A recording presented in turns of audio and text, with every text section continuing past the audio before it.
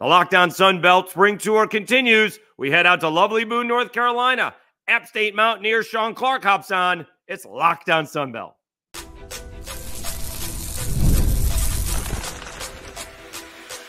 You are Locked On Sun Belt, your daily podcast on the Sun Belt Conference, part of the Locked On Podcast Network, your team every day.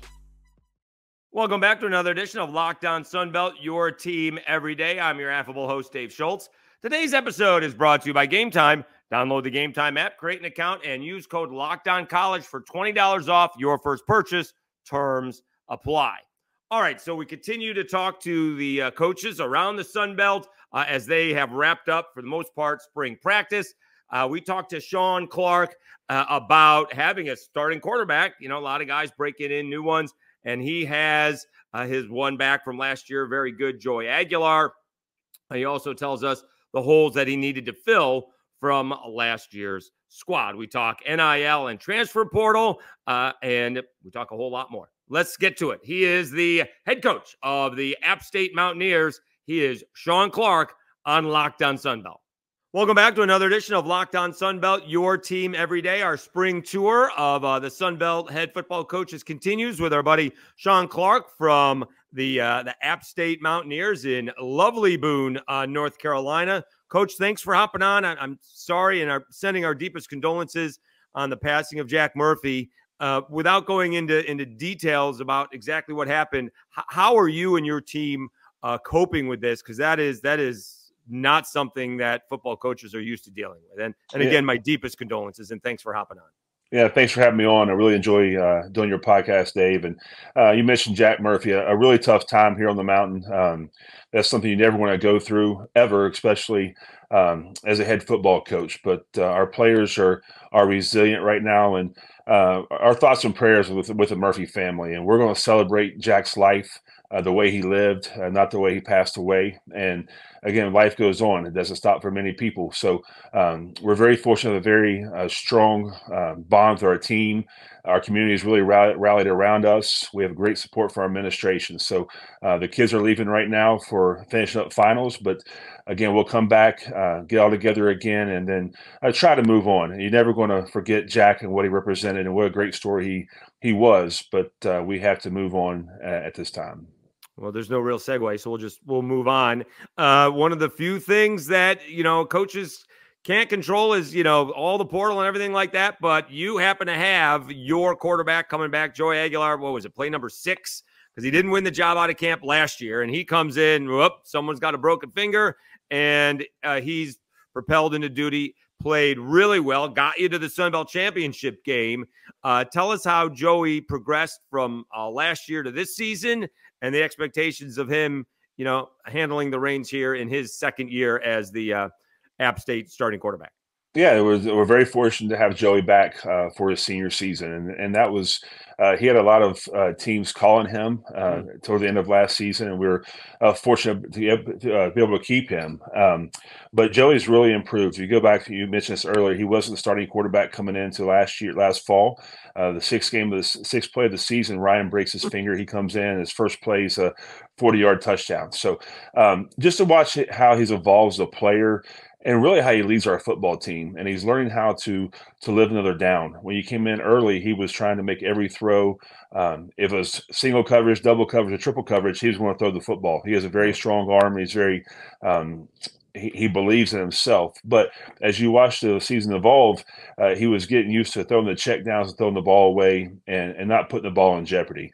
And you fast forward to spring practice, he's really taken another step. And again, anytime you have your quarterback coming back, you have a chance to be really good. And we feel very confident in Joey with our team right now. All right, so a couple of things. Did you get a big "I told you so" after the first 40-yard touchdown that he should have been the starting quarterback? And so now we understand why he was trying to do the things that he was doing. And B, I'm sure you tweaked the offense to what he was good at, but I presume more so knowing, for the last few months that he was going to be the guy for 2024. Yeah, it was a very tight competition all through fall camp last year with Ryan and Right. Joey, and it came down to the last scrimmage. And at the time, Ryan had taken care of the ball better, and that's what we're going to evaluate every single fall camp. Who gives us the best chance to win? Who has turned the football over? You mentioned his first play. Coach Ponce actually called it a run play, but as the head football coach, you have 51% of the vote. So we changed the play. Again, we were very confident in his arm, and again, a lot of credit goes to the offensive line. The receivers from the right route, but Joey put the ball around on the dime, and the rest is history. So again, we're very fortunate to have him back this year. All right. So what holes did you have to fill heading into 2024? We had to make sure we had to beef up our defensive line. We lost a few guys through graduation, and we've addressed those needs through the transfer portal.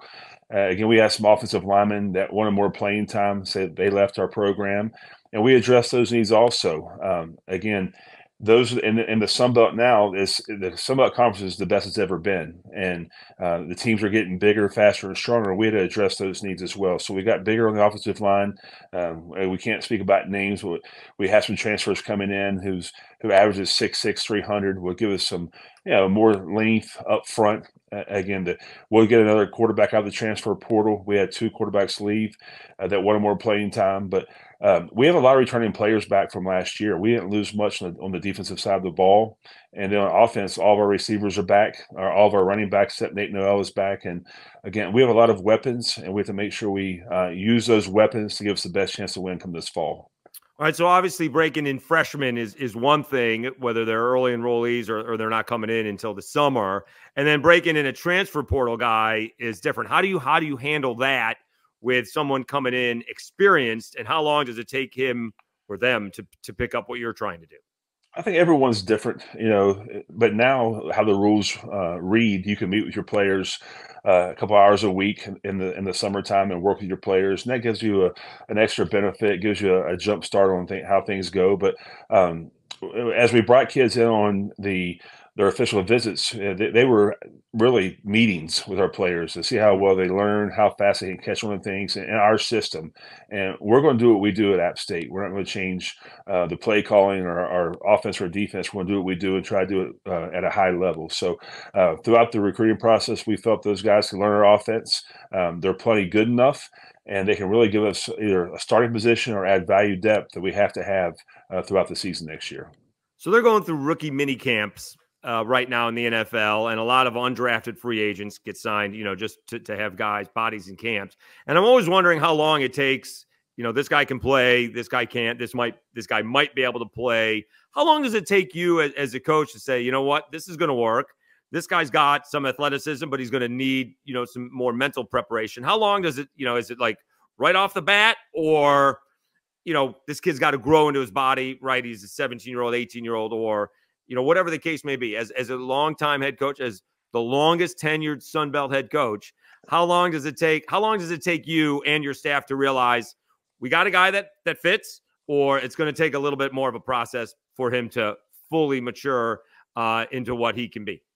Well, I think in the recruiting process here at App, I don't sign someone, our staff signs them. We do as a whole. And I tell our team, our coaches all the time, if we sign someone, don't come and tell me he can't play here.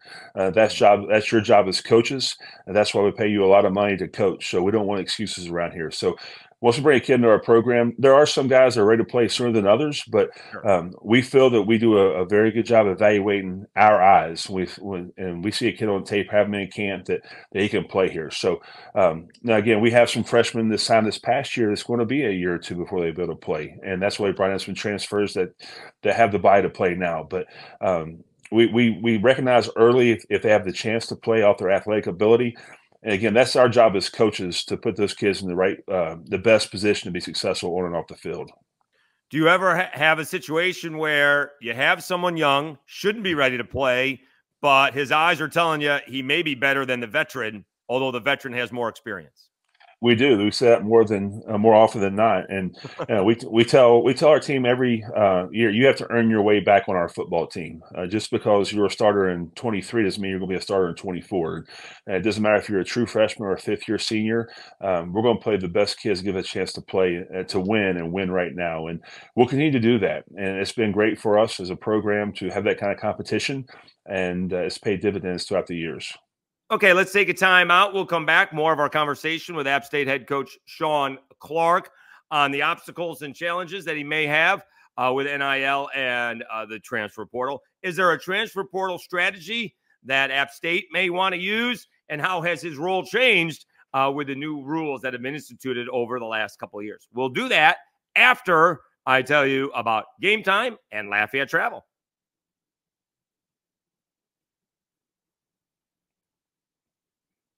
Gametime is an authorized ticket marketplace of the NBA, which makes getting playoff tickets even faster and easier. Prices on the Gametime app actually go down the closer it gets to tip-off. With killer last-minute deals, all-in prices, views from your seat, and their lowest price guarantee, Gametime takes the guesswork out of buying NBA tickets. You get priority last-minute deals. Save up to 60% off buying last minute for sports, concerts, comedy, theater, etc. How about those flash deals? You can save even more with exclusive in-app deals on select seats ahead of the game or event. And that all-in pricing where you toggle this feature and it shows you the total up front with no surprise fees at checkout. And it's always great to see where you're sitting. You get a panoramic view from your seat in the app before you buy. And that Gametime ticket coverage, your purchase is covered with the most flexible customer service policy in the ticketing industry. Take the guesswork out of buying NBA tickets with Gametime. Download the Gametime app, create an account, and use code LOCKEDONCollege for $20 off your first purchase. Terms apply. Again, create an account and redeem code LOCKEDONCOLLEGE, LOCKEDONCollege, for $20 off. Download Gametime today. Last minute tickets, lowest price guaranteed. And Lafayette Travel. Escape to Lafayette, Louisiana, the happiest city in America, where every visit is uniquely seasoned with unforgettable experiences. Savor world-class cuisine, including mouth-watering boudin, savory gumbo, and piping hot crawfish, seasoned to perfection. Experience lively festivals that celebrate Lafayette's one-of-a-kind heritage. Explore magnificent trails that lead you through our rich cultural history and breathtaking natural beauty.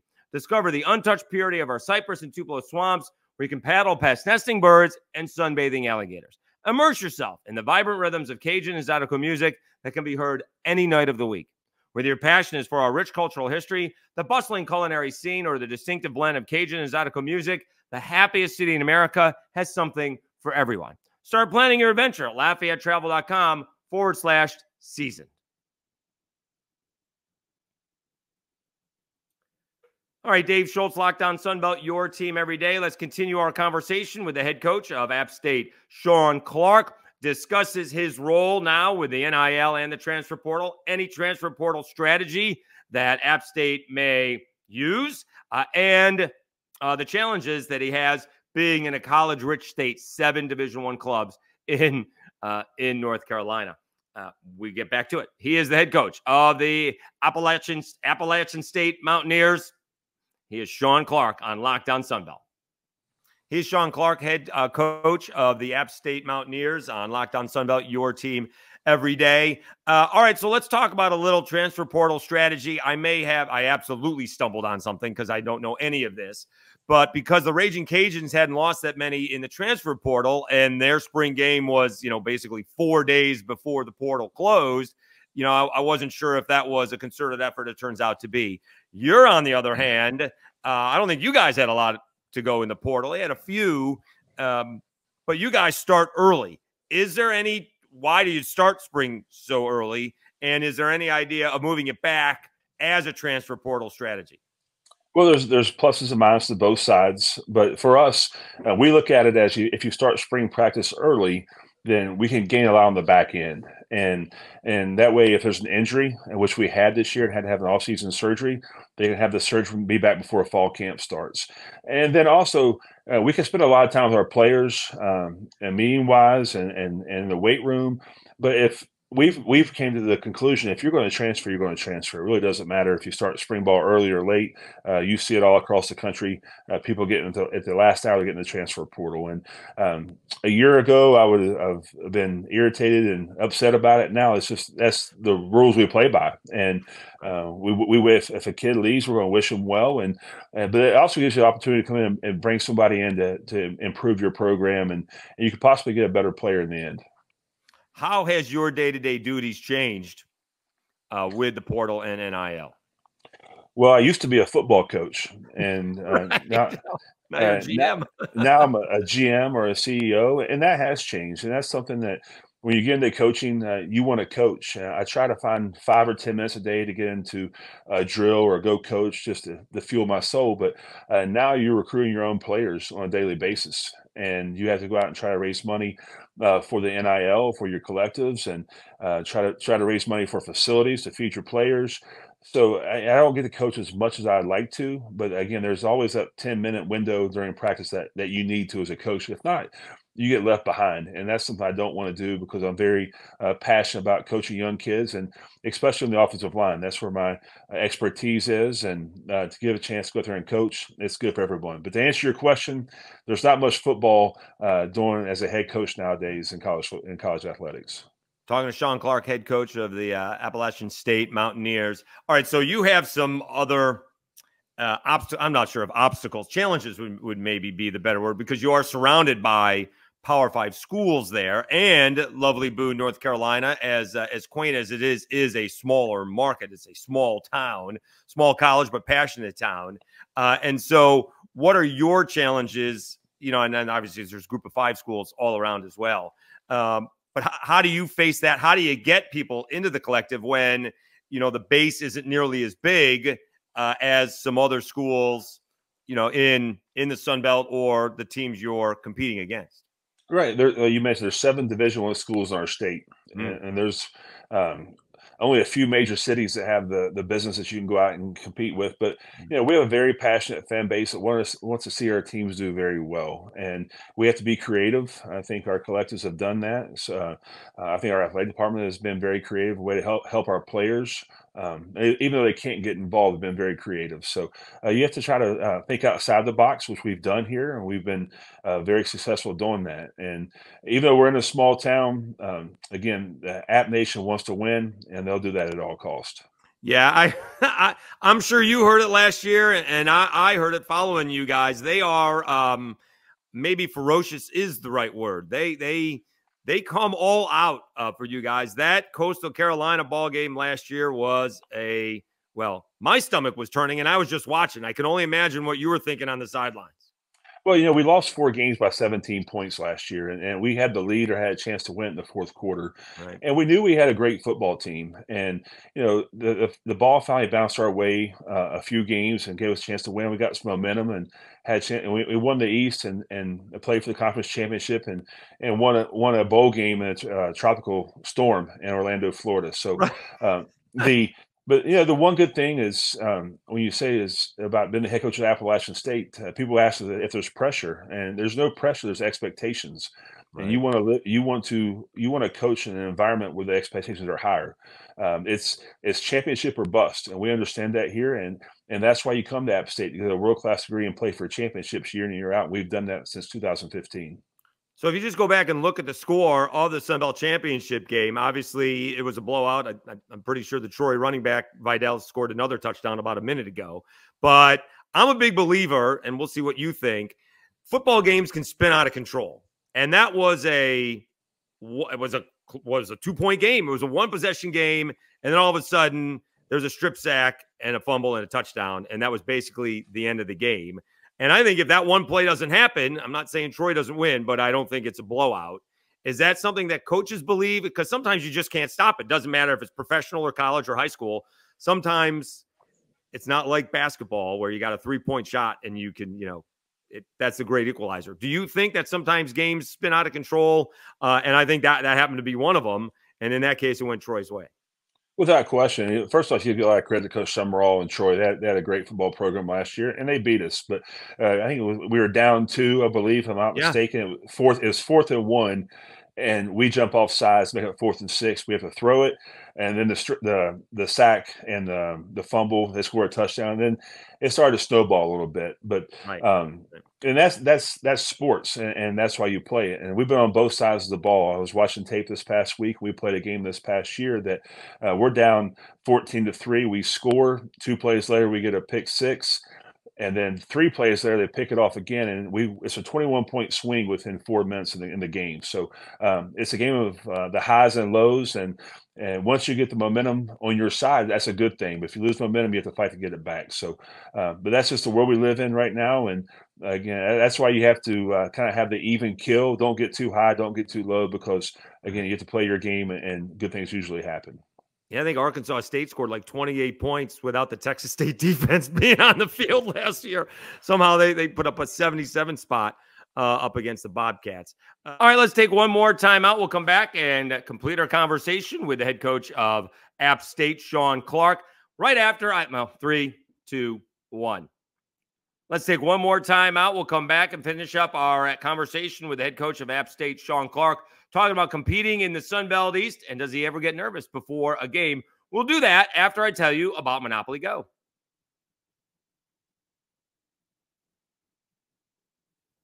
All right, we got to take a timeout. We got to pause right here for me to tell you more about Monopoly Go. I know what you're saying, flag on the play. I already talked about it, but there's just so much good stuff in this game.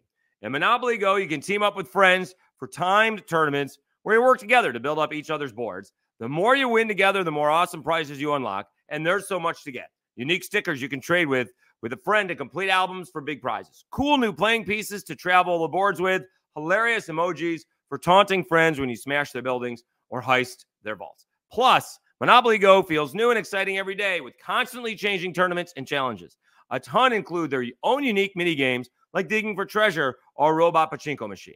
And there's always new timed events that help you win big, like massive multipliers for everything you win or rent frenzies. There's always something fun to discover Monopoly Go, so get off the bench and go download it now for free on Google Play or the App Store. Back to the show.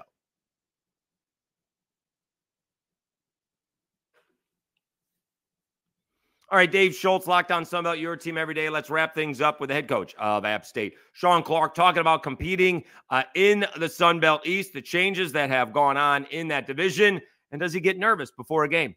It's Shawn Clark, App State head coach on Locked On Sunbelt. We're talking to Shawn Clark, head coach of the App State Mountaineers, Locked On Sunbelt, your team every day.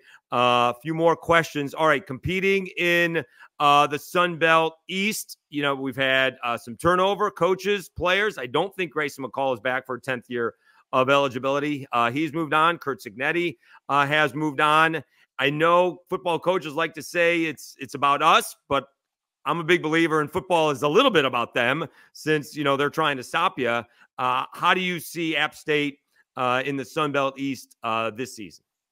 Well, you mentioned this earlier. The Sunbelt's at an all-time high right now. Commissioner Gill's done a great job of getting great coaches, and his coaches are getting great players. And the East is very tough. And you look at the West, that's a tough conference. It's a tough side as well in our conference. But again, it's going to be interesting to see what happens throughout the portal, how this thing shakes out. We're not going to know who's on our team till August 1st when we report. But we've been here in this conference for a long time now, and any week you can get beat, and it really comes down to who can win the turnover battle. If you win the turnover battle, you have a chance to win. So I do like our odds. I think we have a very good football team this year. I think we have a chance to be very good. Now, does that mean 8 wins? That mean 10 wins? The jury's still out on that, but I do like our chances to have a great year this year. I know our players are hungry. Last year they got a taste of getting in the conference championship game. That's 2 years since I've been the head coach. So we've gotten in the championship game and haven't came on the right side of the win and loss column. But our goal this year is to win the Sun Belt, and we'll continue to do that and strive and do our very best to give ourselves a chance to be in that position. Well, one of the moves that played out, and I'm sure you're disappointed in it, right? We had all kinds of QB issues over there in San Marcos with Texas State. Del McGee gets hired at Georgia State. He gets hired, and there's still a guy named Jordan McLeod, the Sun Belt Player of the Year, who's out there. He goes from the East to the West Did you help him pack to San Marcos? I did. I wish him well that he went to San Marcos, but what a great player and what he did for JMU over the last 2 years, and you have to tip your hat to him. And but again, we're glad he's not on our side, but I'm sure Coach will have another great quarterback coming into Harrisonburg, and again, we look forward to that game. And you look at on our side, just the great rivalries we have. You look at App State, Marshall, App State, Georgia Southern, App State, Coastal now. The list goes on and on. JMU's became a great rivalry. And those are the kind of games you want to play in. Last year, you look at in 2023, we had the college game day here at App State, and we win on a Hail Mary against Troy. Right. And that was 22. Now 23, you fast forward, JMU's hosting college game day. We win in overtime. And those are the kind of games you want to play, and especially here at home. Last year we played Coastal on a Tuesday night. It was a sold-out crowd here at the Rock, and that's unheard of now on a midweek game having a sold-out crowd. And we've set the single season attendance record the last 3 years in the Sun Belt. We've broken records here at App, and I was told this past week we've already sold out season tickets this year as well. So it's a great time to be a Mountaineer. It's a great time to be on the mountain, and again, we're getting excited for the season this year. You ever get nervous before a game? I do. That's if you don't get nervous, I'll say nervous. You don't get butterflies, and I think you're in the wrong profession. Just like you were as a player, I was ready to go out, and those butterflies were churning. But again, you put the work in throughout the week. If you work hard throughout the week, you have a great chance to win. And even though you're always prepared, as a head coach, you have to be ready for the what ifs. What if this happens? Sure. And fourth down conversions, or should we punt or go for it? So, but we do a good job of trying to stay grounded as much as we can. But I think if you lose those butterflies in your belly, you should probably get out of the profession. So you're excited for like that game day experience, like you hosted and then you beat JMU there, kind of ruined their season. They had that whole bowl thing going on, whether they're going to be eligible or not. How do you get the kids to be jacked up, all excited, and yet grounded to where, they don't, overplay, I guess, get too excited and miss assignments and stuff like that? No, that's why you play the game. I think that's the great thing about college athletics is the atmosphere you play in, the competition you go. And if you can't get excited about playing football, you shouldn't be playing football. It's the greatest game on earth is to go out, and it's a team sport, and you have to depend on 10 other players on that side of the ball to be successful. So again, our kids love to play football. That's one thing here at App you've never had to worry about, is getting excited to play on a Saturday afternoon. He's Shawn Clark, head coach of the Appalachian State Mountaineers. Really appreciate your time. Locked On Sunbelt, your team every day. Hopefully you get to enjoy some time off, and we'll see you in New Orleans in July. Thanks for hopping on, Coach. Dave, thanks for having me on. I always look forward to it. See you in New Orleans.